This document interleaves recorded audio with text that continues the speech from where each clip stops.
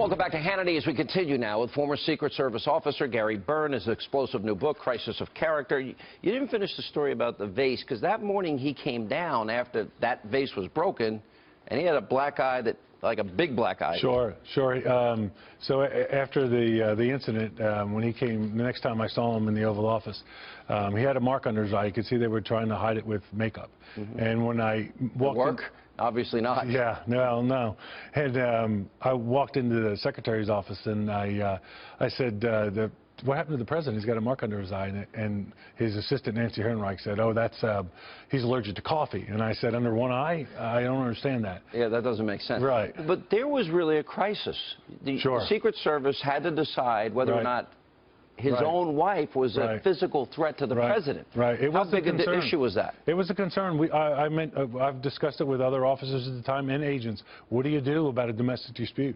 What if the president... And what was the answer? Each situation is different. You know, you have to protect the president, the protectee, and you have to protect the first lady. But you know, if he gets caught with some woman and she goes ballistic, then what happens happens. So you were the door.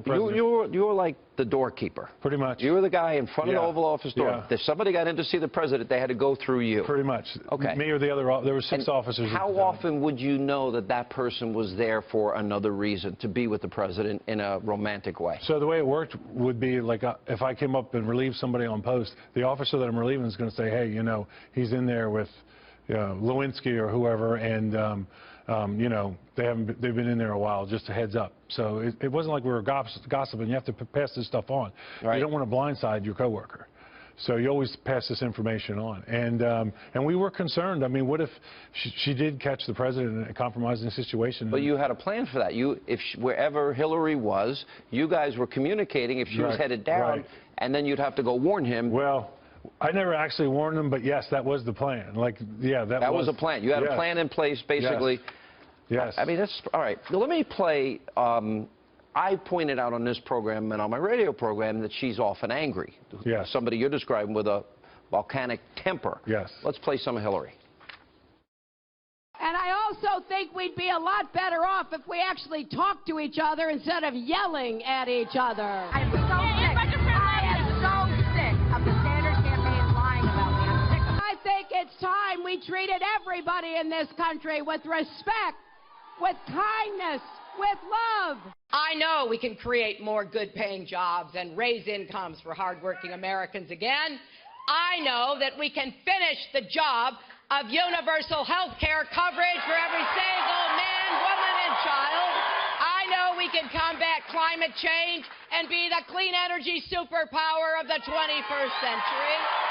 I know we can make college affordable and get student debt off the backs of young people. She does seem angry a lot. Right. And you're saying behind closed doors, when nobody's looking, she's that angry person always.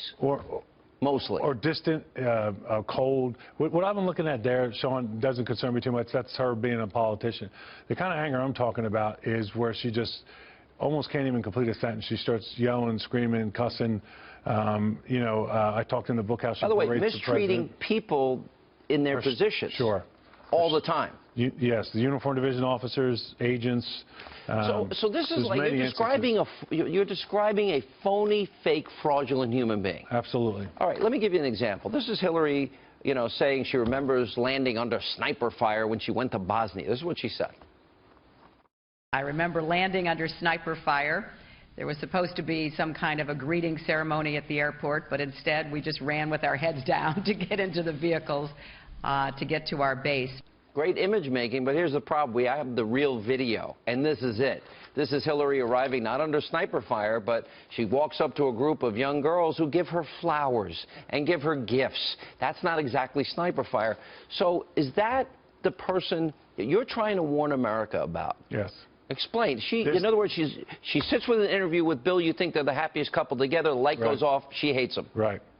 I don't know if she hates him or not, but I will tell you that the example you just showed there is a perfect example of anybody that worked around them in the Secret Service. When they saw that, they knew they started laughing their faces off because they knew that was a flat-out lie. Wow. Now, I wasn't on that mission, but I talked to the guys that were, and the only thing that the military had them do is sit on their flak vests as they were getting close to the ground, which is standard procedure in those.